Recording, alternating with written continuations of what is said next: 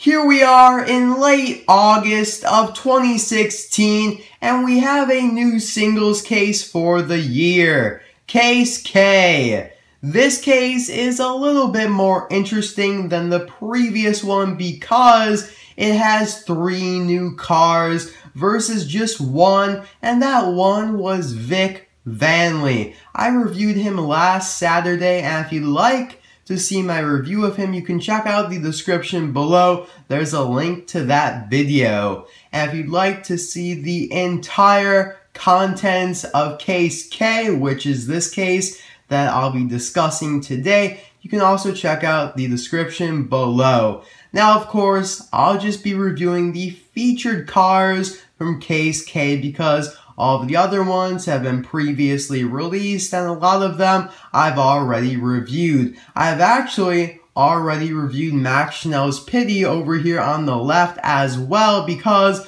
I bought him from a Chinese eBay seller. Of course, as you guys know, Chinese eBay sellers usually get all of that stuff first because they are there with the factories and have pretty easy access to the new cars before they hit stores in the US, Europe, Canada, Australia, etc. So I did buy him. It was a reasonable price. I reviewed him in June, I believe. And if you'd like to see that review, that will also be in the description below. So in this video, I'll talk about his packaging and just briefly go over the die cast. Now, for the other two, Jeju Steer and Japeth, I'll be spending quite a bit of time talking about them because they are very, very unique and interesting. I cannot wait to start discussing about them because they're brand new castings, models, bodies, whatever you want to call it. They're basically some of the best cars, at least in my opinion, that Mattel has released so far this year. So without any further ado, let's get right into it. So I bought these on Amazon for $3.99 each plus tax. They are add-on items when they do come in stock. They're not in stock at the moment I'm recording this, but you really have to keep checking over and over and over again, and if you're lucky enough, they just might be in stock for you to purchase them.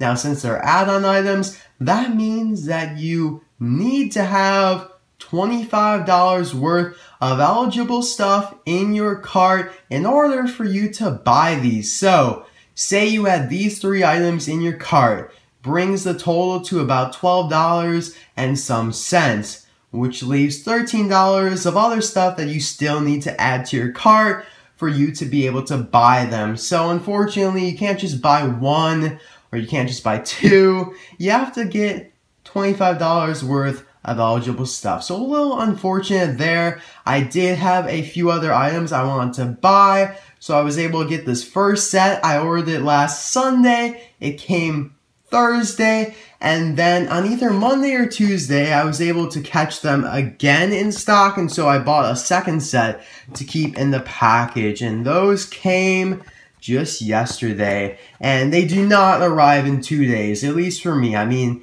if you have a Prime membership, a lot of the stuff you order arrives in 2 days because it's the whole point of the Prime membership, but these, I guess, are not included with that deal because these took like 4 to 5 days to come. But I'm very happy I was able to get them. You really need to be fast when you're buying them because they are extremely desirable. They're brand new. For retail price on Amazon, you can't go wrong. So there are a lot of people trying to get these, people that are refreshing their wish list literally 5 minutes every single day. So you really have to compete with all of them, and you know, if you're lucky enough, you can get them. I was very lucky to catch 2 sets of them. I was extremely lucky. So now let's talk about each of them individually on the package here.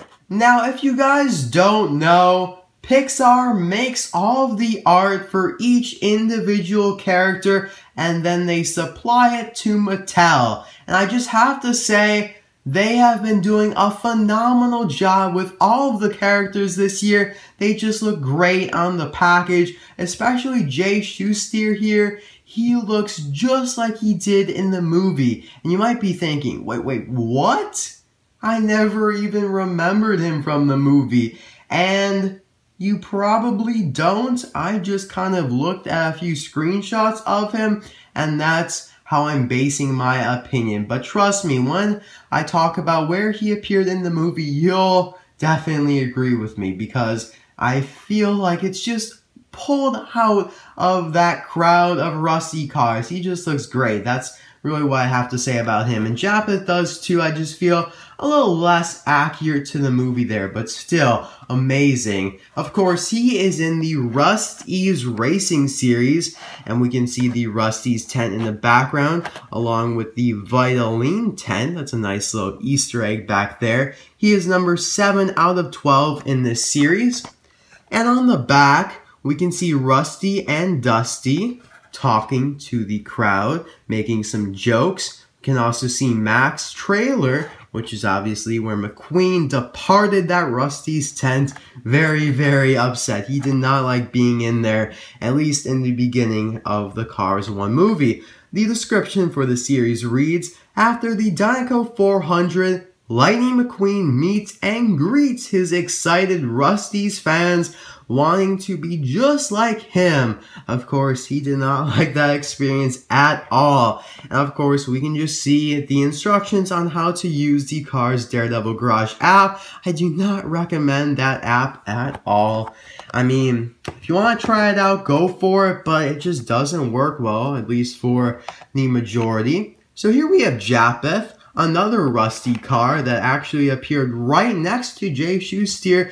It actually looks like they were very, very good friends in the movie, so I feel like maybe it was a coincidence that they happened to be in the same case, or maybe it's not a coincidence. I mean, don't really know. He is also obviously in the Rust-Eze Racing series, but he is 8 out of 12. One number after Japeth, right? Should say Jeju Steer. I'm getting them mixed up because they're both J names. Speaking of J names, Collection TV brought this to my attention recently. There have just been a lot of J names recently. Just way too many. I can think of Jumpstart J Ward, JW, and the list just continues on. Just a lot of J names and a lot of initials too, like MA Brake Drum. I feel like whoever names these cars is just kind of losing their creativity. But the back is exactly the same, so we don't really have to talk about that. Now let's talk about Max Schnell's Pitty. One thing that I do not understand about Mattel is how they determine which cars to name and which ones to just call a generic name. Like, for example, Jeff Gorvette's Pitty was literally just called Jeff Gorvette Pitty. It did not have that little semicolon, or not semicolon, apostrophe, which is obviously expressing ownership. I mean, it means the same thing. Jeff Gorvette was just acting as an adjective toward Pitty. This time, it's Max Schnell, the character, owning the Pitty. I mean, I know I'm taking you guys back to English class, but I just have to say that. It's just very, very inconsistent, and with the upcoming 2 World Grand Prix Pitties that will be released in the next month or so, they are actually both named.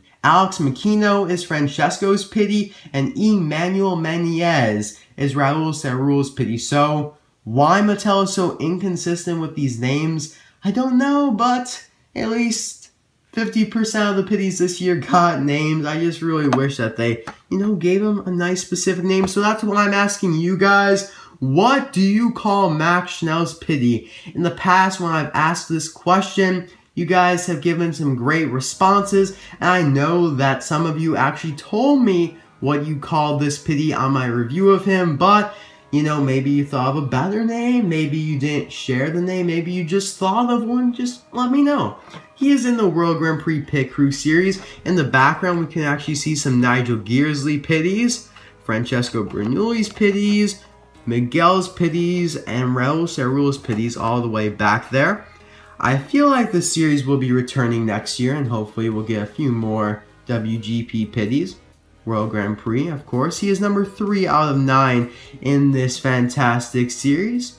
I mean, not one of the best series of the year. The best, in my opinion, is Rust-Eze Racing. I'll talk about that a little bit more later on in the video. But on the back here, we can see Nigel's pitties in terror because Mater just said that there's a bomb and they have all this fuel surrounding them, so not a good place to be.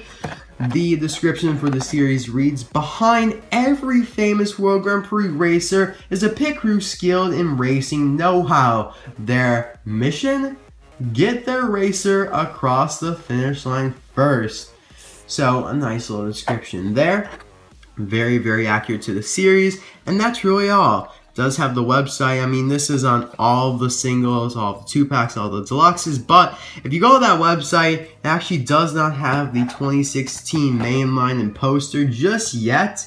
I mean, I feel like as soon as 2016 starts, they really should put the poster on there. I mean, maybe they want to stretch it out a little bit to create suspense and make people speculate about what's going to be released, but it's August. It's going to be September in a week, and they still haven't actually released the poster. We've seen the poster, but it was somehow leaked into a German magazine. I don't know, guys. I have no clue, but I want the poster on the website so I can print it off and, you know, maybe put in my videos, but I just feel like it really needs to be there. I mean, it's necessary at this point. I mean, we are a couple months away from the 2017 year, and Mattel is just very, very lacking at the moment. But I'll be right back with these guys opened up. Now, I'm not going to open up Max Schnell's Pitty because I already have him loose in mint condition, so I'll be keeping him and the one I have back there in the package for now. So let's open Jeju and Japeth.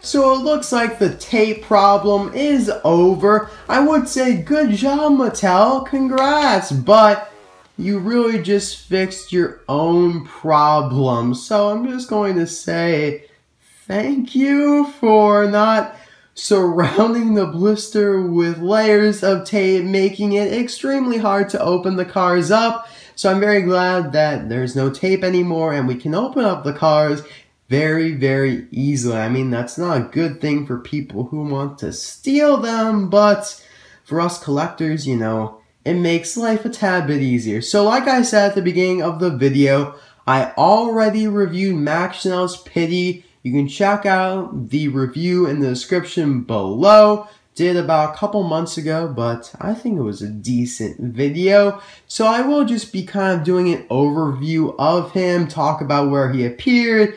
He didn't really appear that much. And of course, Max Schnell, the German racer, had a lot of pitties. I mean, all of the World Grand Prix racers did. Francesco had the most. I believe he had like 20 pitties. Pretty crazy, but Max Schnell didn't have that many. I'd say around 8.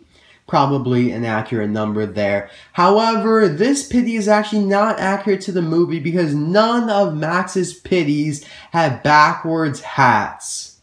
Mattel, attention to detail. I know it's hard to see, but just pick out one pitty that you can clearly see and make that one. Mattel is releasing all of the pitties this year besides Francesco's with backwards hats. The only one that's accurate to the movie is Jeff Gorvet's because one of his pitties that you can see in the movie does have a backwards hat. Raul's pitty that will be released later this year has a backwards hat on the diecast, but the actual ones in the movie do not. Another thing about these pitties here is that Max Schnell's Pitty does not have any headphones, which is another bad thing about him. Now, I know I keep criticizing, but it's my review, giving my opinion about it. And before we move on to the positives, I just have to show that the tire does not actually stay on the Pitty unless you lean him backwards like that. So, another thing there, I mean, you can't even put it vertically. I mean, it's just gonna fall off because they made the forks too short. It doesn't make sense because Jeff's forks are, you know, a good size there. One thing though that is very, very nice is that it doesn't have that hole that a lot of tire stacks have. For example, RPM's tire stack. The hole is there so, you know, you can stab it with a Pitty's fork. Obviously not going to happen in real life, but I mean, it looks decent for display. I prefer doing it like that, which is a lot more accurate to the movie. Now, these two are very, very similar. Of course, Max Schnell's Pitty does not have all of that additional boxes, baggage, whatever you want to call it, around the back. I don't know the accurate term, but I'm just going to call it that. He's also a little bit more squared off. Obviously, the decals are different. Max Schnell's Pitty has the German flag, part of it at least, and then the World Grand Prix emblem with the German flag again. No number 4 indication. Here is the base if you're interested. It's held together with one screw, and man, dang, Mattel really crammed a lot of info on that base. Look at the date stamps on the fork. Wow. Wow. I guess they have to do that. I mean, I wouldn't think that Mattel's just putting the information on there for fun. So I'm not really going to criticize Mattel about that. And let's check out the toolbox here, or mechanic box, whatever you want to call it. It has the same World Grand Prix emblem with the German flag that Max has on his side. Or not Max, Max's Pitty. If they gave him an actual name, I wouldn't have made that mistake. And on the back, we have silver lining for the shelves, completely hollow on the inside, and the wheels are stationary, which means it just kind of slides around, doesn't move. And that's the case with all of the toolboxes. As you can see, here's RPMs, released in 2008, and they've kept really with the same mold all of this time. And here's Jeff Gorvet's toolbox. Let me know, who do you prefer, Jeff Gorvet's Pitty or Max Schnell's Pitty? Pretty easy choice for me, and that'd be Jeff Gorvet's Pitty. He looks happy. Max Schnell's Pitty looks angry, and just looks a little bit better and much more accurate to the movie as well. So now, let's move on to, what do you guys think? Which one?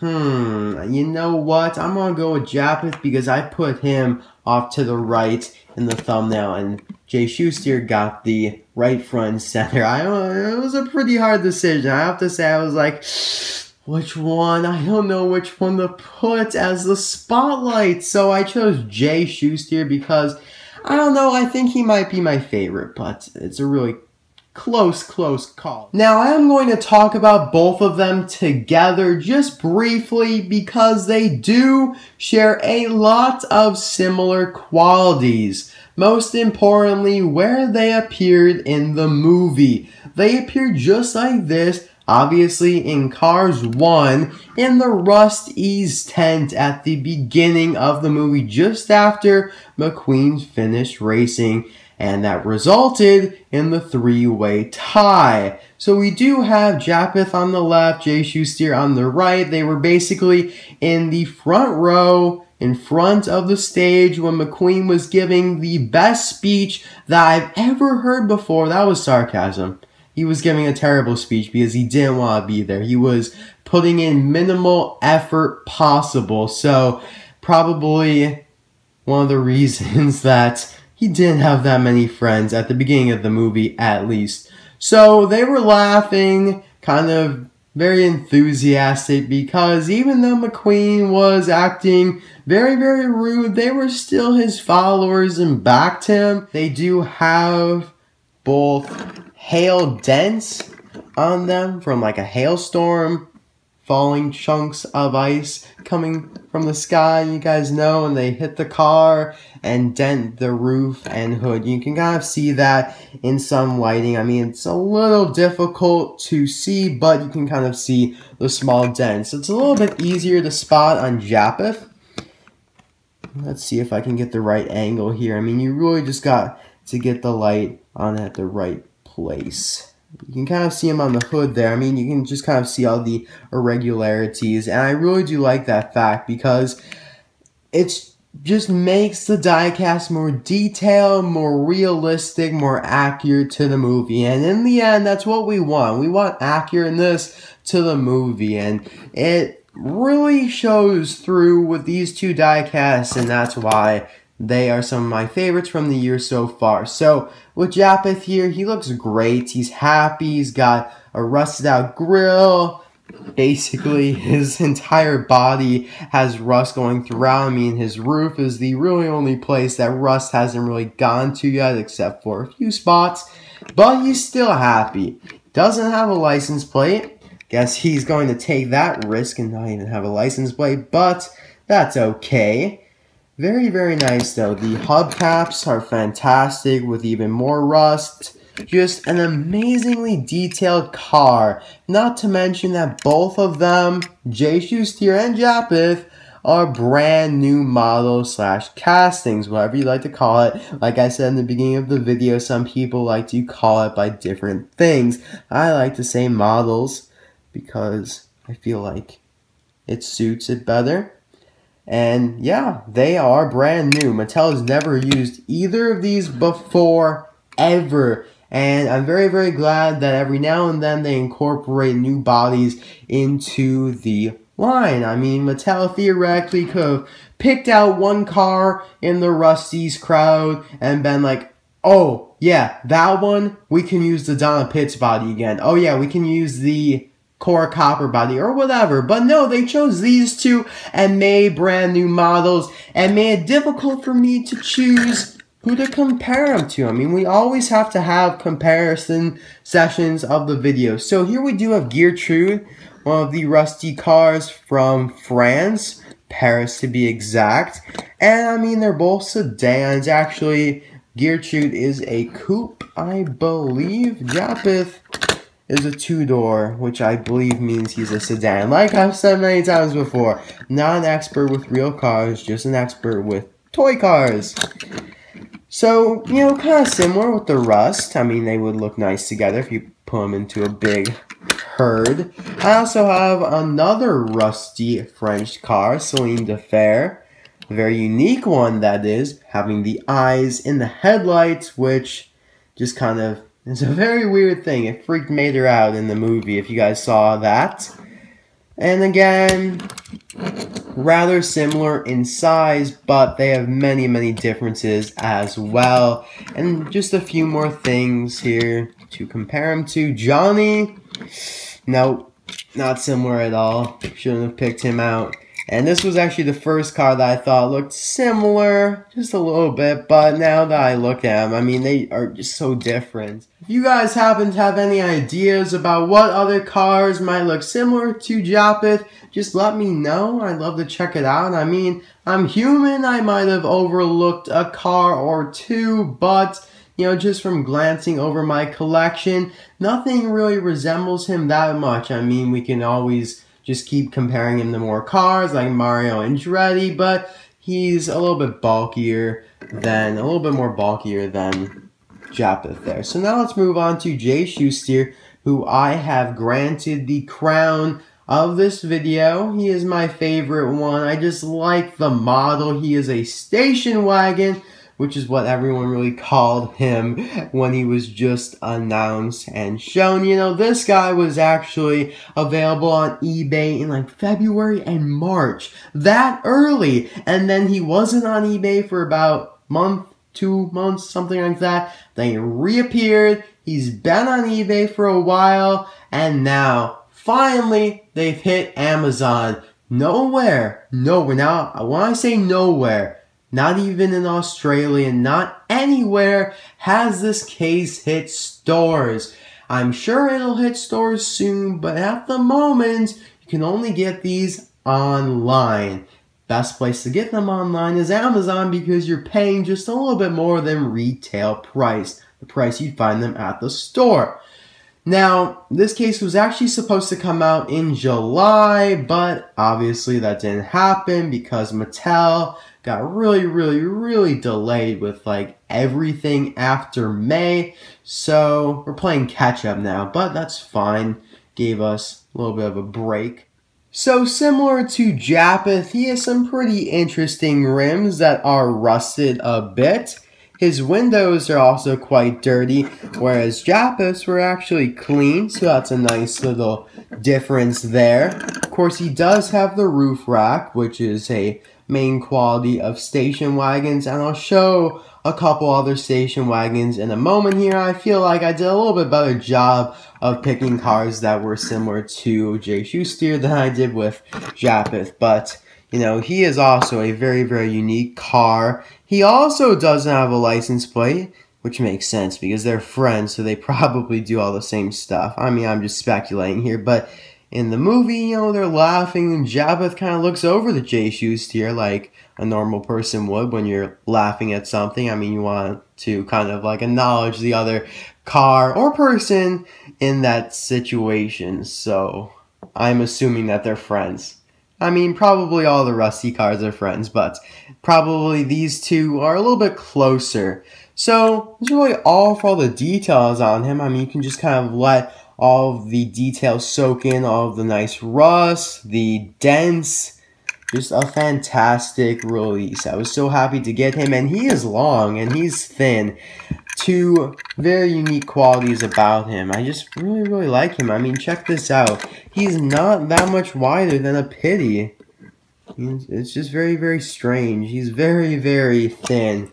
But, you know, what makes up for it is his length. Now on the base, we can see some other information.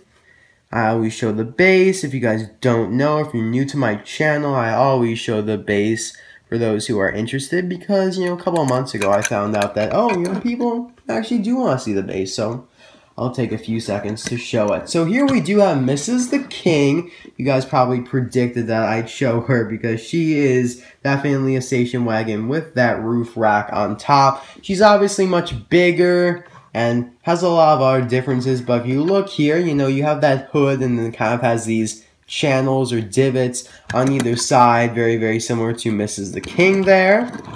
Both have similar side view mirrors, hubcaps, you know, a little similar there. And the windows are a little bit similar as well, but I mean, with all those similarities, we have a lot of differences as well. Mrs. the King does not have a license plate either. Never really understood Mattel's logic when choosing what cars deserve license plates and what cars don't. Maybe it depends on how much details on the car, but I'm not really sure. Just kind of speculating at this point. I don't think that's the correct solution because Hank Halsum barely has any details, yet he didn't even get a license plate. Here we do have Kit Revster, another station wagon I would classify him as. I was about to say her. A lot of cars that I mix up the genders on. Cough, cough, Wilmer Flats. I always think of Wilmer as a... I'm not even sure still what the gender of that car is, honestly.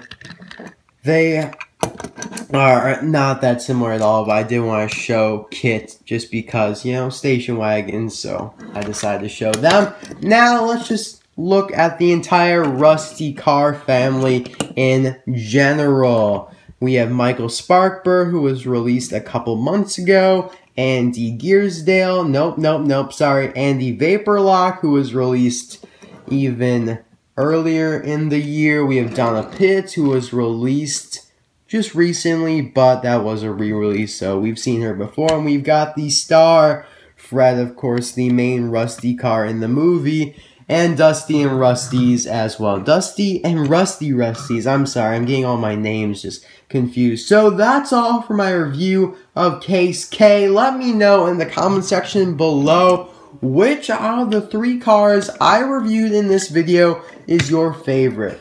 Jeju Steer, Japeth, or Max Schnell's Pitty, or whatever you do call him. I would like to start calling these cars actual names because I just get mixed up, and names are easier to remember than like saying the entire thing out as well. So that's all for this video. I'm sorry I did a lot of talking, but I feel like this video kind of required that with all of the case videos as well. I mean, it's just kind of one of those videos that you just need to discuss a few things, and so I'm sorry if I got sidetracked, sorry if I did some things that I'm not really sure how to describe this, but I haven't really been feeling on. I actually went to the emergency room today, which is Friday. I'm recording this Friday night, uploading at midnight tonight. And the reason I went to the emergency room is because my foot was in excruciating pain, and apparently I have tendonitis on the top of my foot. So that's cool, but yeah, I had a little bit of an interesting night tonight. So thank you guys for watching. Hope you did enjoy this video. I'll see you guys tomorrow for yet another suggestion video. Now, I really have to say this. I don't know if I'm going to be able to get all the videos out that I usually do. And I'm in all seriousness now, guys. I am in a lot of high expectation classes that, you know, really expect a lot out of me, a lot of homework and a lot of dedication. And of course, school is a higher priority than this. Although I love doing this, don't really love doing schoolwork, but it's just really how life works. You have to set your priorities. So I hope you guys can understand if I miss a video. I will definitely try to do suggestion videos, but if I miss one of those, I will do the video as soon as possible. So for all those who suggest cars, just please be aware that it might not come out on the day. Birthday requests, I will definitely try my very hardest to get those out, but I may actually have to cut those off, not allow any more of those to be submitted for the time being. I'll probably reopen them when spring hits, but you guys can kind of understand my situation here. I'm a sophomore, and you know, the stakes are higher now because I'm getting older. So yeah, I hope you guys kind of can understand that. So I'll see you guys tomorrow for another video. And yeah, I really am getting into these talking modes at all of my videos at the end. So I hope you guys don't mind. I mean, you can click off if you want, so you can avoid these little chats at the end of the videos. But I feel like maybe it helps me relate to you guys a little bit better. It helps you relate to me because I am just a regular person. I'm not a higher up or anything. I don't know. But that's all. Hope you all enjoyed that. I hope you're having a great weekend or a great day whenever you are watching this video. Maybe you're watching in 2020. I don't know. It's a long ways away. So I'll see you guys tomorrow. Bye now.